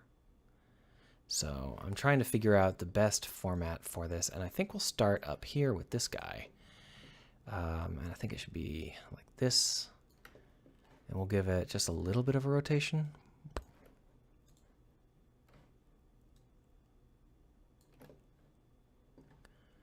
And then we'll duplicate that. That's pretty much what I wanted to see. And then if we grab both of these guys and mirror them both and drag them both down, I would just invert their y-axis. And over here too. Obviously, we've got to rotate them. There we are. So that is the sort of end plate I was thinking of when I was creating this shape. I wanted it to feel a little bit like that. If we duplicate this and move them into position, you can see how that's going to start to look. Now at this point we have a lot of these, but that's fine because they get drawn using a GPU instancing system, so the plates are incredibly cheap. So if we take this and once again move it over to the far side and rotate everything around. Oh, that's not the correct kind of rotation. I don't believe that there is a correct kind of rotation. All right, well, we'll go ahead and just mirror them for now. No, that's the wrong kind of mirroring.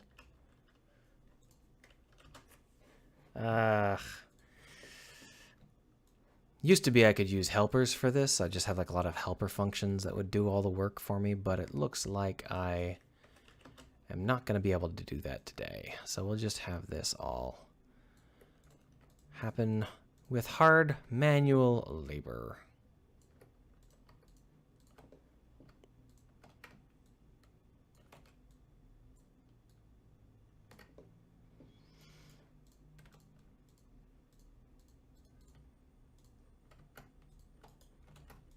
Come on.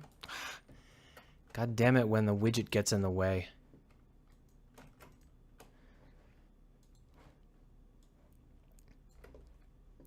And that looks right, but this one doesn't look quite right, does it? I think it needs to be moved one more step out. One more? Two more? That looks right. We can just check those. 25 versus negative 24.9. Yeah, that's even enough. So that's how it should look, but there's obviously nothing in the middle. It's just like floating in space. But hopefully you can see how that would sort of look. Now the question is, how does this look when we bring it up to scale and visit it in a spaceship? So let's go ahead and try that out right now. We'll just move this into a generally neutral position and hit play and then go take a look. Nope. All right, so keeping in mind that this is just the end tips of the engine, and we don't have any other sort of stuff going on with the spaceship, how does it feel when we get nice and close?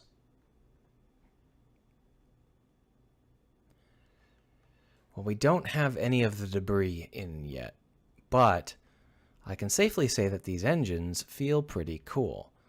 Bosh! There's no colliders yet set up yet, so it's kind of just random float-through nonsense, I'm afraid, but I'll put colliders in soon enough.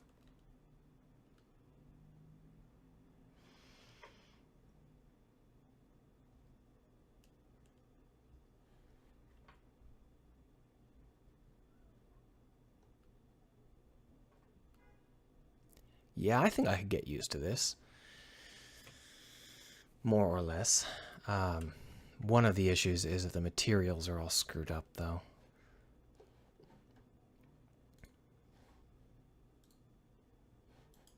That's fine. We'll fix them later.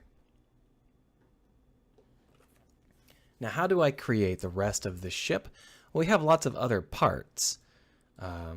We have all sorts of random modules. And I think that there's really no great module for it, but let's give a couple of other modules a try. That's not the right one.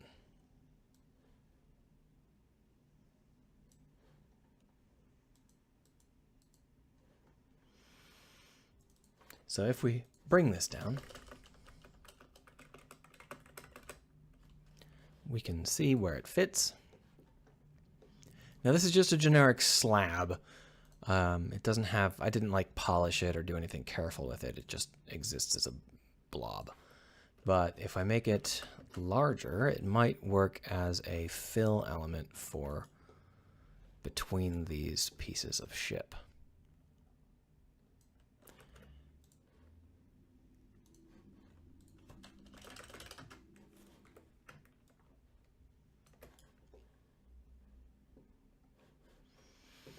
Might even be still too small. What about 333?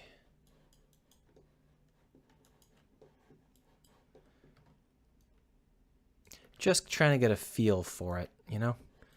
Because this sort of stuff is going to have to be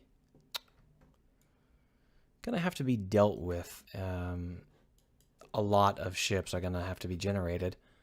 And if I don't get the shapes right, it's going to feel stupid the whole way through. So, for example, I could do this. And then what if I grab the cargo module?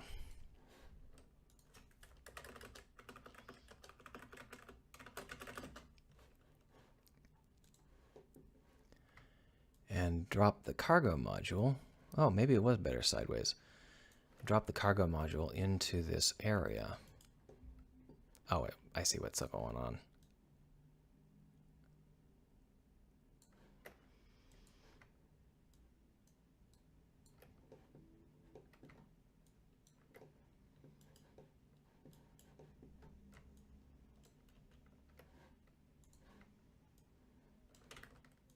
Come on.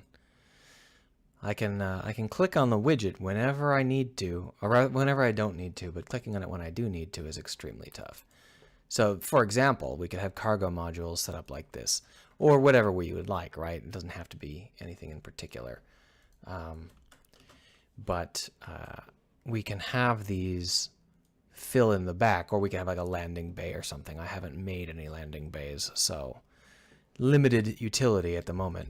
If we flip these over by just grabbing them and flipping them, we get a situation where they are shaped more correctly for the new format that we are asking them to fill. See? That's not too bad.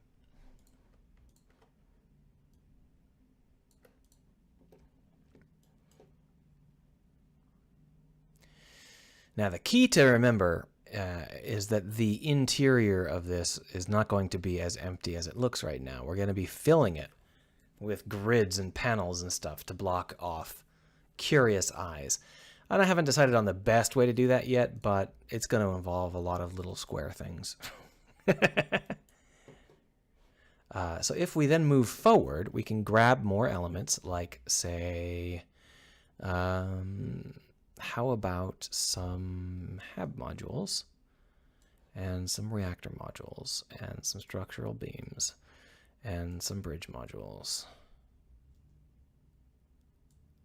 I don't think there's anything else I want out of that. That looks good at the moment. And then we'll just grab all of these and drop them all into a good spot.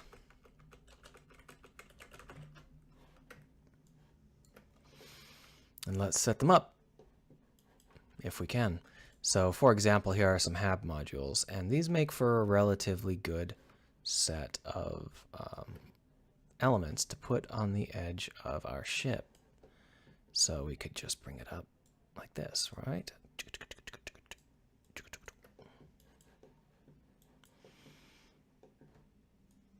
We could do it like this, or we could even tilt the HAB module if we wanted to in order to align it with the rest of the ship, like so. There's no particular reason that we can't. Although if we do that, we're going to want to move it.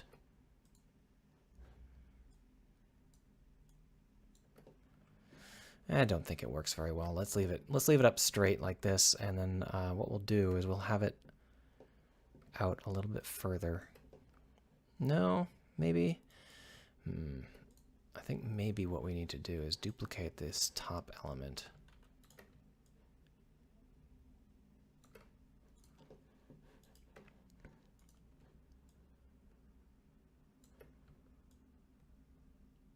There we are. And then we can just grab that and duplicate it a bunch.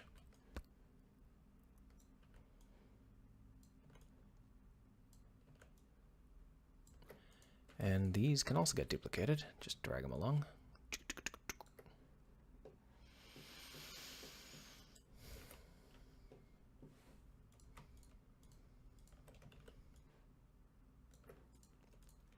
Here we've got some reactor objects.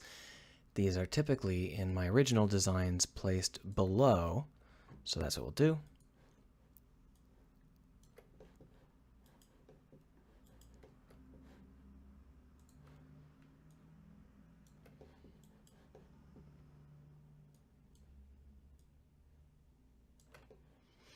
Maybe we don't need this much width. Can I go above? I think going above might work better for us this time.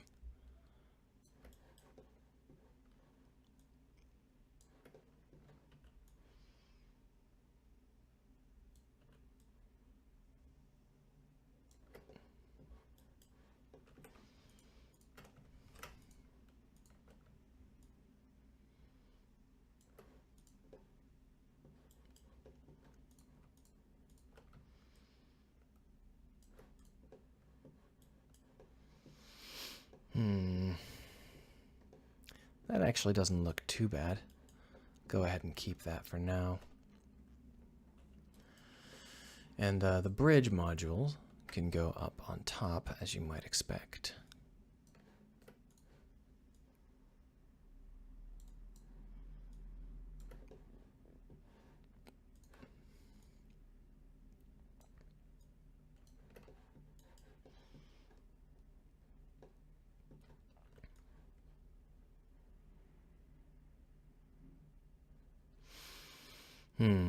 That doesn't really feel like it's going to work the way I want it to, unless I tilt them sideways and have them pointing out away from each other, but that will feel a little bit awkward.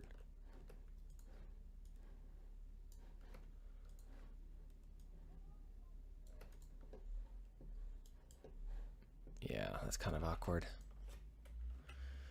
Well, these reactors are built specifically to allow us to do a chain of them in a vertical, like a spine arrangement. So that's what we'll do now. Let's just set them up so that we can do that.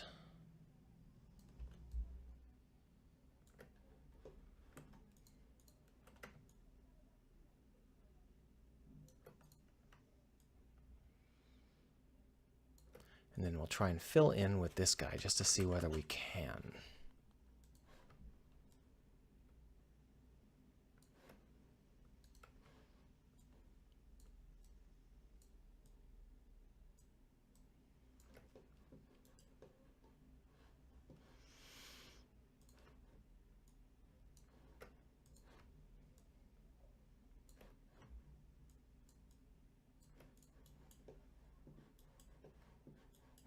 That actually doesn't look too bad at all. Yep.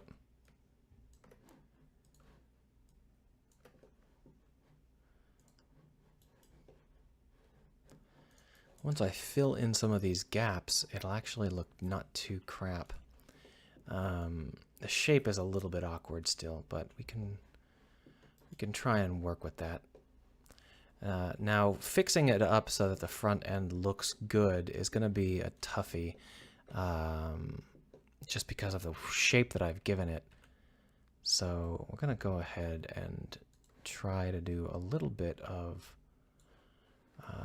shaping work, just to try and make it feel like the front end is not just a giant chunk, you know?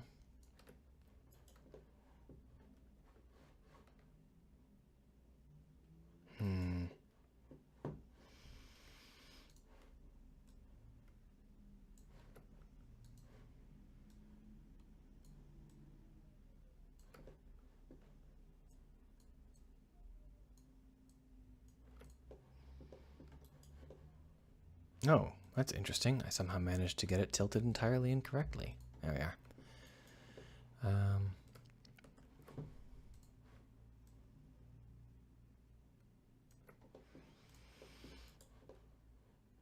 So I don't really have a lot of spare pieces that can be used in a lot of different ways, but I'm just trying to get the shapes worked out, trying to figure out how it's going to look. And since there's nobody watching, I can take as much time as I need to.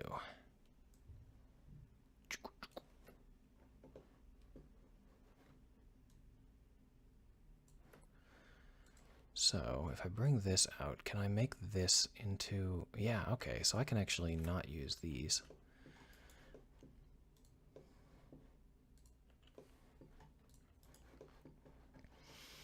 And if I wanted to, I could use this instead.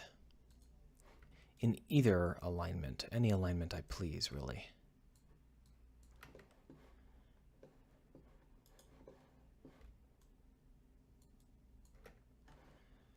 Maybe better upside down.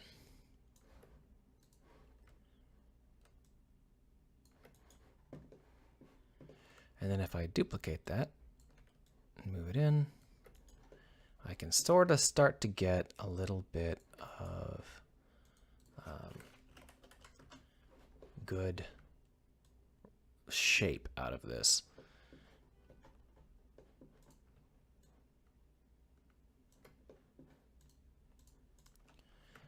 So if I grab this and bring it down, shrink it down, rotate it around, and move it into place, does this look decent?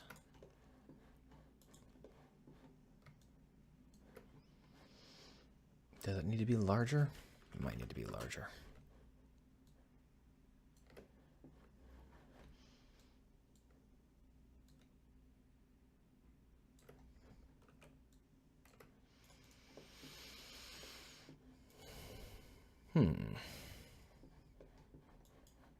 Well, I'm not completely sold on it yet.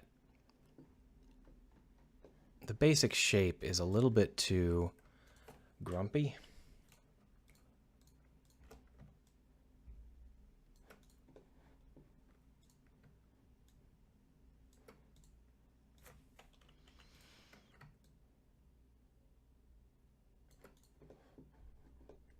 I'll have to figure out exactly what I want to do about this, because the whole point is it has to look like a decent spaceship, and yeah, I got some work ahead of me in order to have that actually happen.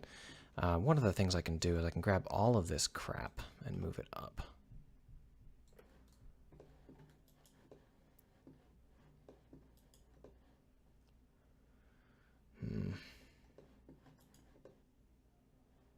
It's a very fat spaceship. Maybe this needs to be...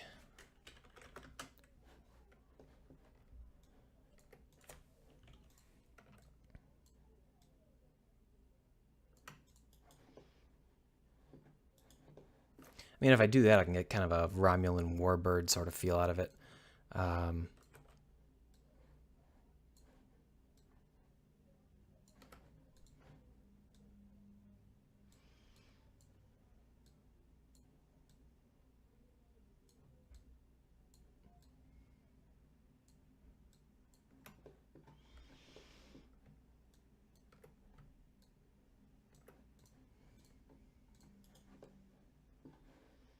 Just rotating until I find something that seems like it might work. Just trying to figure out what looks good and what doesn't.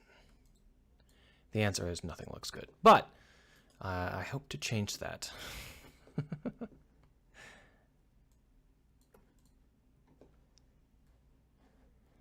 So you can see that I've only built a mock-up. There's a lot of empty space and stuff, but hopefully it gives you the basic idea of what's going on.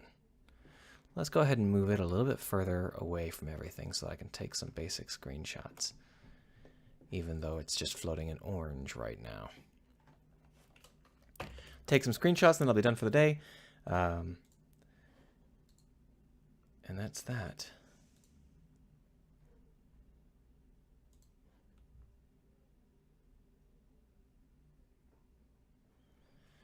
All right, so I'll just go ahead and say, building huge spaceships out of modules, still testing shapes. And then game dev, and then paste. And then we'll take a look at it from the other side.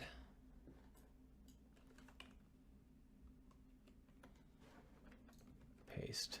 And then we'll fly on over there and give it a look in game just for the sake of having done so.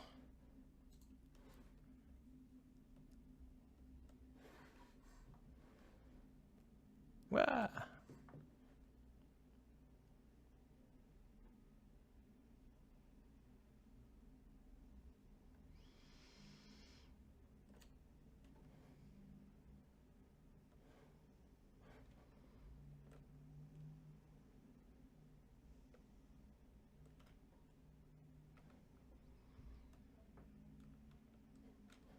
I just realized all of these engines are even, which is a little bit unusual because normally they are not. Normally they would be staggered in some way, you know, away from each other a little bit.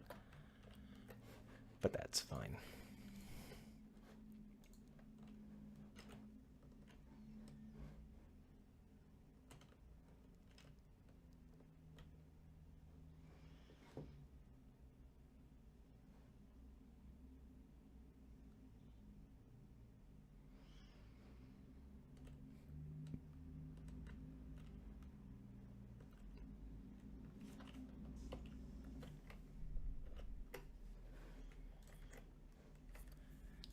All right, well, that's it for today. I'll be back on Sunday to do more of this. We're coming up towards a playable, I don't know what I want to call it, a playable build. It's technically a build and it's technically playable. It'll be like a prototype release that you'll be able to goof off in. I won't have very much gameplay in it, but what we need to do is finish up the placeholder modules, create damaged versions of these modules, and then fix up the piloting a little bit because it's just a little bit bad when you're at low speeds. So we'll fix all of that up and I don't know, Christmassy, maybe a Christmas time release, and that should be fun. So that's it for today. Thanks for stopping in, and I'm sorry if I ignored you. If you typed anything, I don't think anybody did. The new beta Twitch thing doesn't seem to have a chat that works very well for me. All right, where's the stop button?